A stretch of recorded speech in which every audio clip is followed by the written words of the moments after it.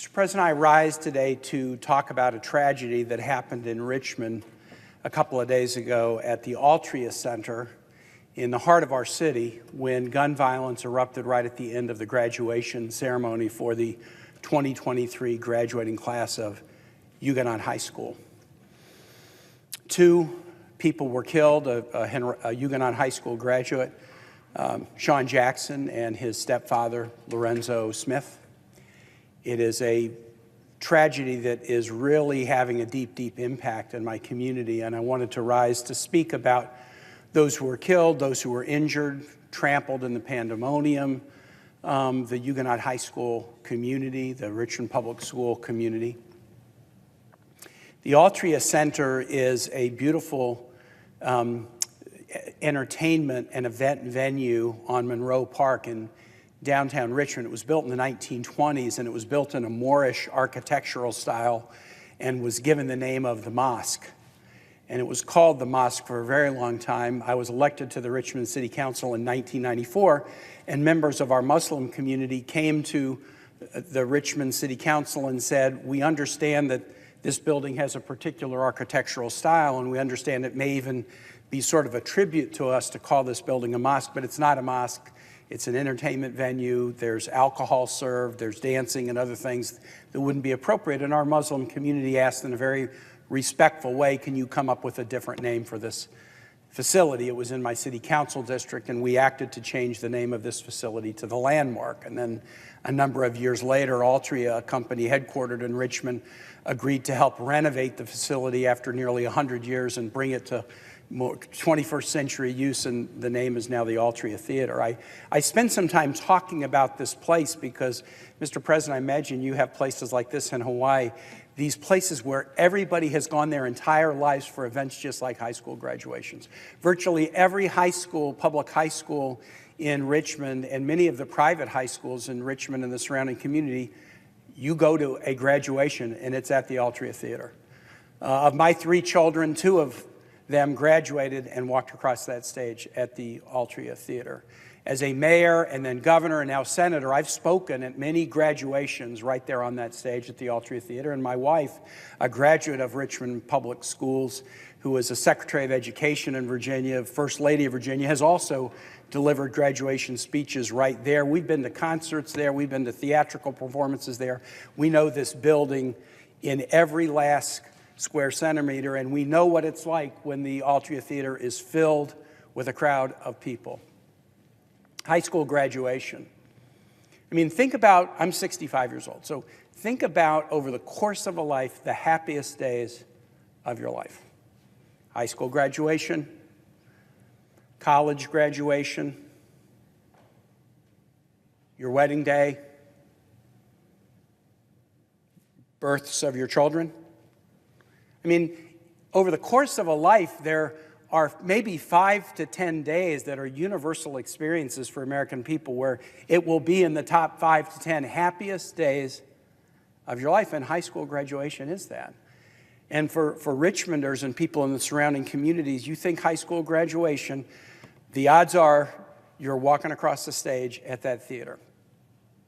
These Huguenot High School graduates had walked across the stage. The young man, Mr. Jackson, had shaken the hand of Jason Camras, the Richmond Public School principal, had received his congratulations. He's a young man who had done well in the classroom, but had a lot of challenges to get to that day. And often a graduation is that. It's an opportunity to thank everybody who helped you, but it's also an opportunity to reflect upon the challenges that people have to get to that day. You know, back in the day, the grandparents would tell us how they used to have to walk 5 miles through the snow to get to school. That may not be the case anymore, but an awful lot of our kids have to do the equivalent, the kind of psychic equivalent of a 5-mile walk through the snow because they have to go through challenges, whether they were homeless, whether they got a cancer diagnosis through school. They faced adversity and challenges, and then they get to this day, and they are entitled to celebrate. And that's what they were doing. And then as they're exiting the Altria Theater, which is right near the campus of Virginia Commonwealth University, and they're crossing the street to a beautiful park, Monroe Park, directly across, These gunshots break out, 20 shots in succession, families scrambling, knocking over people, vendors who were there, knocking over citizens, people scrambling in every direction. A young kid got pushed out onto the street and got hit by a vehicle. Thank goodness she's going to be okay. Others sustained all kinds of minor injuries. But even those who were not injured, they will remember this and be scarred by it for the rest of their life. Because one of these 4 or 5 or 6 pivotal days in your life, the happiest days of your life, for them will always be connected to seeing a classmate killed and seeing this happy day turned into an unspeakable tragedy. I know how I think about my high school graduation. It was one of the happiest days of my life. Having been in that building, I know how the Huguenot community for the class of 2023 will remember their high school graduation day, and it's a tragedy that the memory is so polluted by this epidemic of gun violence.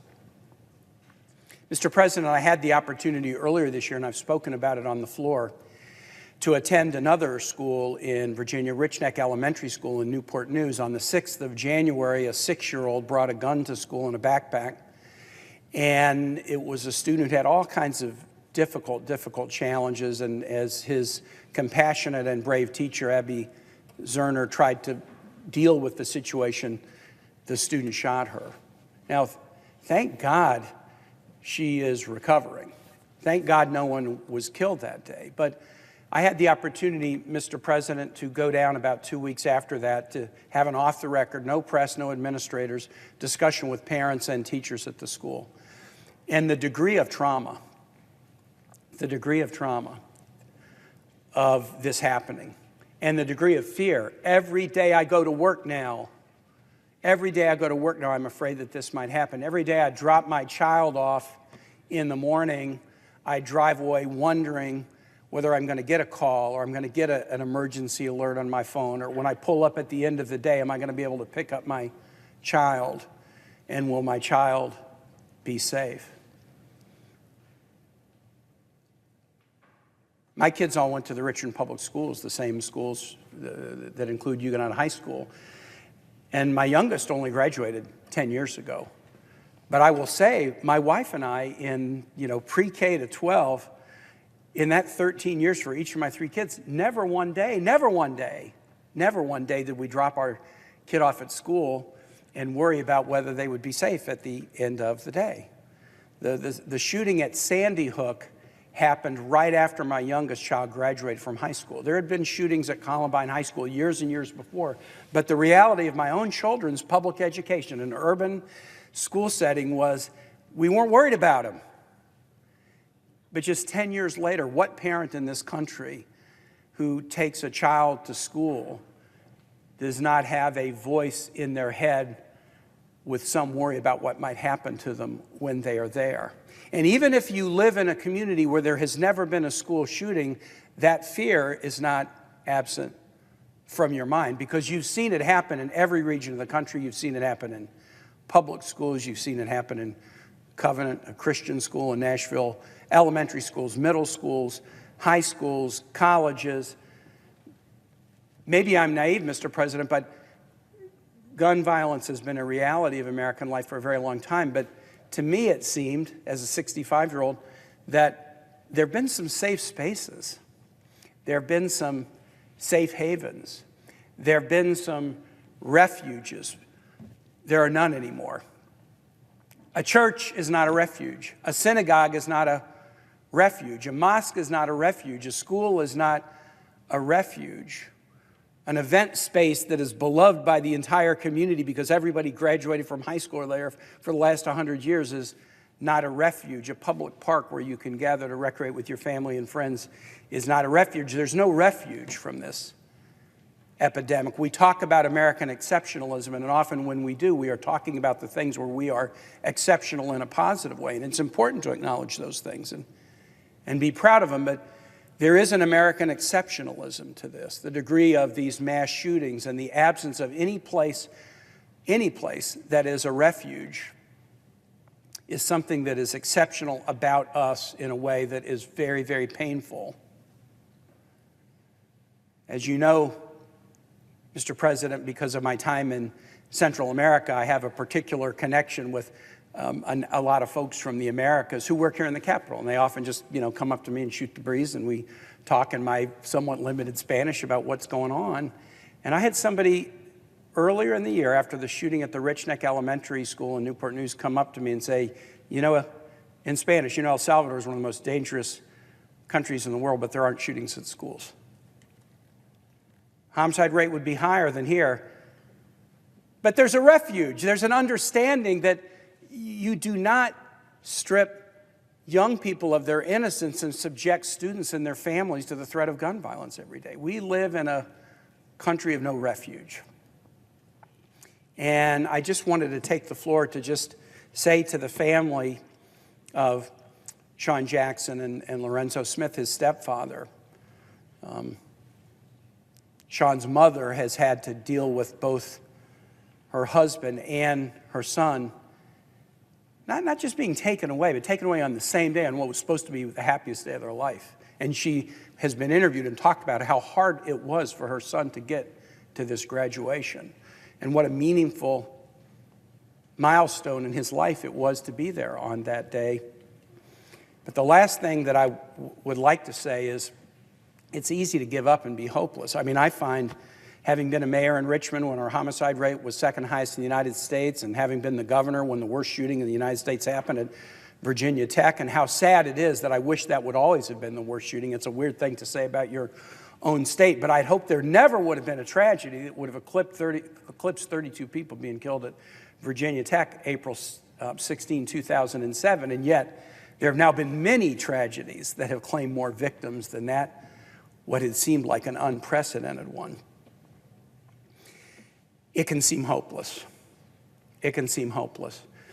I just want to say to students and families, and especially to young people who are kind of trying to grapple with the reality of life in America circa 2023, and they're seeing skies that look apocalyptic outside because of climate issues, and they're reading stories about gun violence, and they're worried about a whole variety of things that maybe I didn't have to worry about when I were their age. We can't be hopeless, because we can make progress. Last year, for the first time in 20 years, here in the Senate, we passed a bipartisan gun safety bill. It didn't do everything that needs to be done, but we showed, not easily, but we showed that we could act.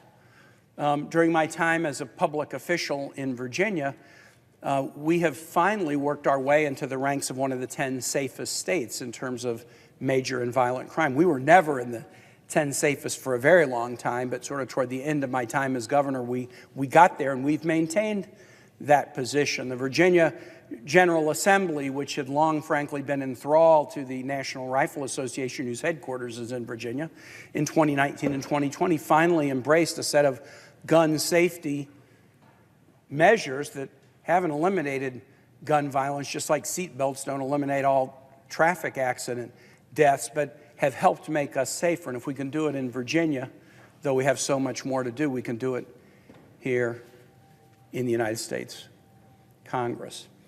Thank you for indulging me and letting me just share this, the personal nature of this reflection in my hometown, in this place where we've spent so much time, that Richmonders know in such an intimate way. And this beautiful building, now 100 years old, where we've gone for generations to celebrate, it has a blood stain on it now. And I'm sure that stain is cleaned away, but we all will see it and we all will feel it forever. Forever. I yield the floor, Mr. President.